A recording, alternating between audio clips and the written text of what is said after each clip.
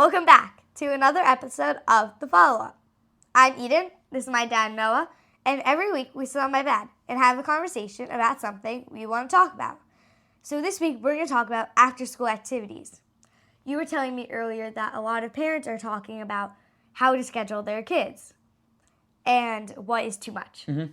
It is a popular topic of conversation amongst parents because we want you to have things to do, present the options, but we also know the value of just not having anything and coming home and relaxing and trying to balance your day at school versus what other things you're interested in. And it's something that Mom and I always tried to balance and figure out what is the best combination of things. So after school now, Yes. you play tennis for an hour and a half on Monday nights. Yeah. Well, like early evenings. Okay, then Tuesday is Hebrew school. Mm-hmm. Wednesday you have an appointment. Thursday what is Thursday? Dance. Oh, dance. And that's Hip-hop. hip-hop at later at night. Well, not later at night. What time do you dance? 5. 5 It used to be at 7. All right, that was too late. So 5 to 6:30? 5 to 6. 5 to 6, great. And then you have, and then Friday, free. come home and we have spot dinner. Yeah. So do you feel like, because you have actually always said, I want this day off, because to me, like, that doesn't seem like too much. And I have volleyball Sundays. That doesn't count, it sounds like a lot, but just have things that you're interested in. Do you feel like some days are too much? I think it depends on my day at school. Oh, okay. Mondays are good because I have tennis with a few of my friends, and we come home for about an hour before, so I do have some time before I play tennis, which is nice. Tuesday is Hebrew school. Great, I love Hebrew school. I need Fridays off. Friday is my day where I say, unless I have a sport or something for a team, I can't have Fridays. Yeah, Fridays I need at least one day. Yeah, I would agree with that. One day a week I need free. So when you're finished with school, so before other activities, you just hang out in the library before the activities, right? Yeah, usually Wednesday and Thursday. Okay, so that is some downtime where you just, even before your activities, so you're not racing somewhere all the time. And there's never double activities. I'm actually not racing anywhere for my activities. Okay, which is good. Which is really good. I think next year, I'm really only obligated to Hebrew school next year. So, and I want to focus on more sports teams for school. So I think that will maybe give me some more free time, or maybe it'll just give me more time to focus on one thing. Yeah, and that's the thing. It's, especially when it comes to sports, another popular topic of conversation is, should your kid just be playing one sport? No, I think you should be playing a whole bunch of sports all the time, if you're interested in it. Right. I don't think specializing in a sport, I think at this age, is ridiculous. But it's just a matter of what that time commitment is. So if you're going to play basketball, that is before school, 2 days a week. 2 days a week from 7 to 8 a.m. Yeah. Which is, I think, kind of cool. I mean, it's early, but it's kind of cool. I used to do that. And then after school, but you only have 5 games. Over like 3 months. Exactly. Yeah. Cool. You used to do in 7th grade, which is when you started middle school, you used to do it every day, right? When we had basketball, I think we did have practice every day, or maybe it was 3. Maybe it might have been 3 times a week. That's because I don't think it was on Fridays. I think we had it 3 times a week after school. Yeah, and we had games, but we also then had 10 or 11 games. Were there games in place of practices? Like if yes. You yeah, of course. Okay. But I'm saying, would you have let's say you had it Monday, Wednesday, Friday, would you have a game on Tuesday, but then still have 3 practices? Yeah. Yeah, we would. But maybe it was 2 or 3 days a week of practice. I don't think it was every day. Because I had Hebrew school, but then I played basketball, and then maybe I'd have tennis during a certain season, but I never did anything all year round. Yeah. But a lot of those seasons aren't all year round. Correct. Like, you weren't playing at indoor tennis courts, were you? I was when I got in high school. Well, in I high was. school, but if you were playing Yeah. middle school tennis, you couldn't play in winter. I could, yeah, sure. I could have. Oh. Yeah, Well, I could have. Well, you get my point. Yes. If you're yes. playing outdoor tennis, you're not going to play in the middle of winter. Well, no, of course. But in Or- high school, I would play. I think maybe in 10th grade is when I started playing tennis year round. But it wasn't like it was an everyday thing either. No, but you were But really you good have- at it. Yeah, and I loved it. Right. And that was but you have these periods in school where you can get your work done. Because right now Yeah, you we don't have you like don't study have hall. you don't have a 45 ton minutes of work. Monday. It's been getting there. Yeah, so But I do it all in 45 minutes, pretty much. right, and so if you are and I think this is what is important. I think the stuff after school only feels like it is, wow, this is a lot. If you're not efficient with your time in school Yeah. with getting your work done or looking ahead and planning ahead. So I almost think it's a good exercise to do. And so we've basically study hall for 45 minutes. Slow down, 40, please. I know. We've study hall for basically 45 minutes. Actually, it's not basically, it is. For 45 minutes at the end of every day, Monday through Thursday. Oh. Friday, it's fine. We have clubs or assembly or long advisory. That's fine because Thursday and Friday homework, we all have time over the weekend for that. We would have Thursday homework's due Monday, Friday homework's due Tuesday. right, and we would have study hall also. Every day? No. I don't think so. And this was when middle school for us started in 7th grade, so no. Did you? We did not. But you didn't have study hall in 6th grade.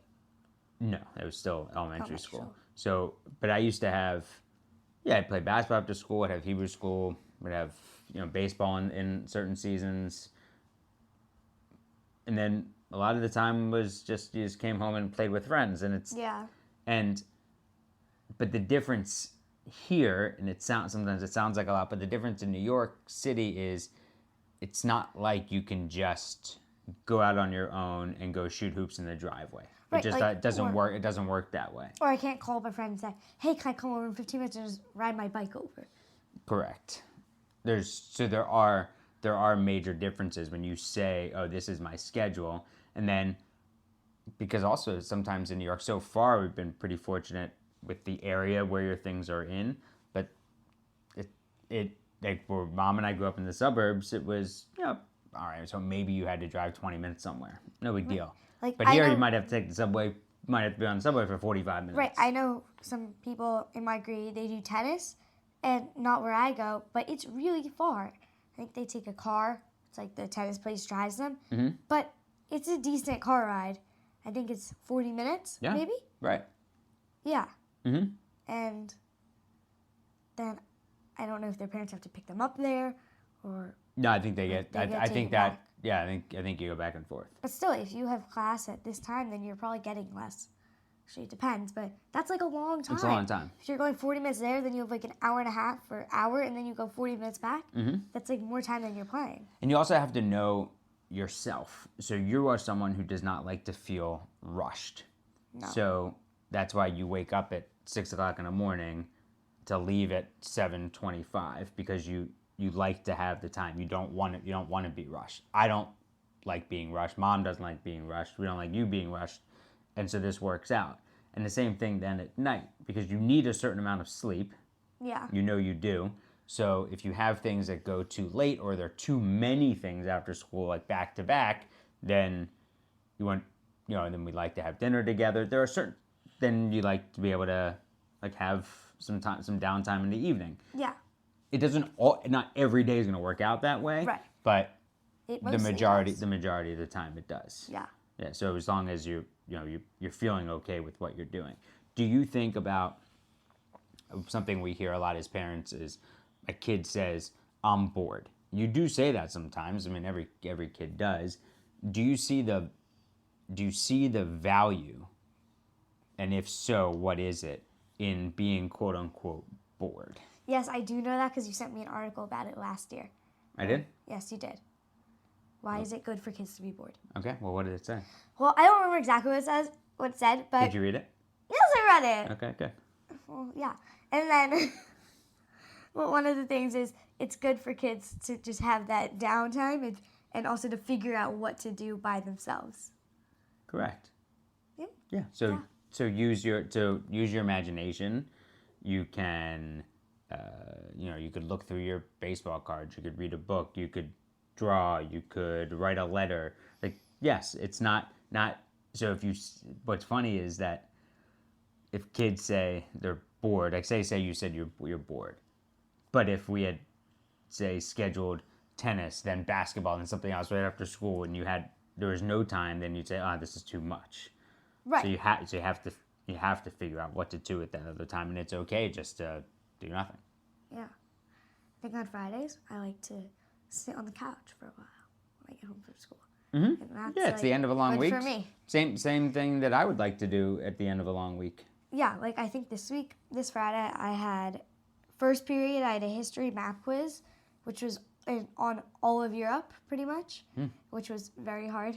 And then I had second period, I had a Spanish sub. Wait, hold on 1 second. On the history, Yes. the geography test, do you want to reveal the mnemonic device? Mnemonic? Oh, Was it mnemonic? yeah, I don't know, Is that whatever what it's called. The way to remember, Scandinavian countries. right? Norway, Sweden, Finland, and then Denmark's like right at the top. Well, it's like these three, and then there's Denmark. So do you want to What? reveal how So, I said? Yeah, so it's never, so Norway, say Sweden, F, Finland, or D. Never say F or D. Helps out. It does. It actually did. That's those the curse words. Yes. Yes. Right. And then my friends all started taking credit for it. Oh, really? Yeah. Oh, you told them? Yeah. And then what did they say? And then one of my friends told the history teacher, I came up with this great thing. I'm like, Come on. And I yelled at her. I was like, I Come came on. up with that. You can't. Come on. Well, you didn't either. Come Well, up with it. You get the point. I want credit for this. No, I'm well, just kidding. you know, Credit for whatever.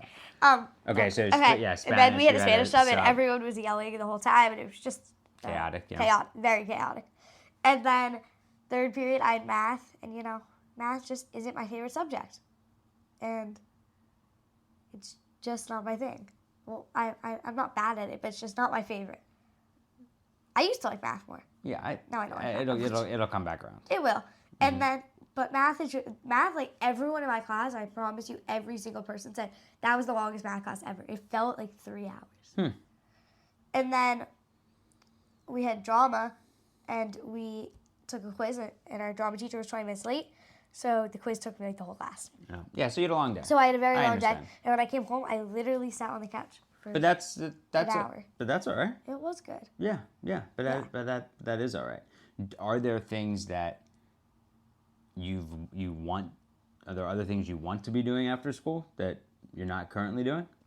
No, not really. I like what I'm doing. Yeah. It's a good schedule. Yeah, because I mean, the city offers anything you could want to do. Yeah. It's just a matter of the field availability and like getting there and the time that it takes to do it. So it's not always. Sometimes the city can be really convenient, and other times it can be very inconvenient. Yes, definitely. Yeah. Okay. Book. What do you have? Book. Okay. This is just one of my favorites. Escape Mr. Lemoncello's Library. Who's it by? Chris Grabenstein. Yeah. So this is a book about this wacky librarian. Well, he's actually not a librarian. He's a billionaire, Mr. Lemoncello, and the librarian, I forget her name. She's a Russian librarian, that's all I know. Okay. And she always wears red, just in the book. And this town of Alexandria has never had a library, or they did, but they haven't had one for any of these kids' lifetime because it got destroyed. So, Mr. Lemoncello builds a new library, and these kids had to write an essay to get in for a one-night opportunity to see it before it opens. So, Kyle Kiwi, the main character, and his friends have to try to escape the library using clues and all the books. I think you did a good job summarizing that, but there's one thing missing. Like, why would they want to get into Mr. Lemoncello's library? How did he make his money? Okay, so he made his. He also grew up here, and he's he's a really famous game maker. There we go. Okay. Yeah, and everyone loves his games. So everybody loves his games, and so they want to get into the library to play these Yes. this game of And- his to get out. Yeah. And there's also like all these games in the library. So you would recommend this I would recommend this for ages, um, grades? On the back, it does say 8 to 12, but I think I read it when I was 7.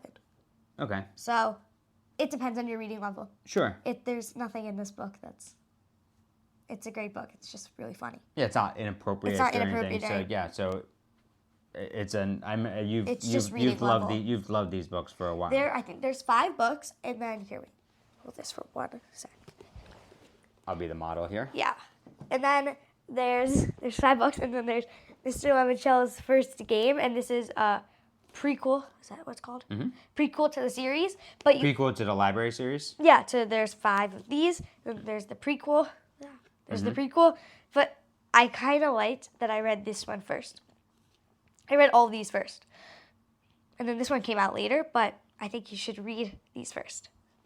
Well, the prequel oftentimes comes out after the library ones. No, I know, but I would say you should read the library ones first.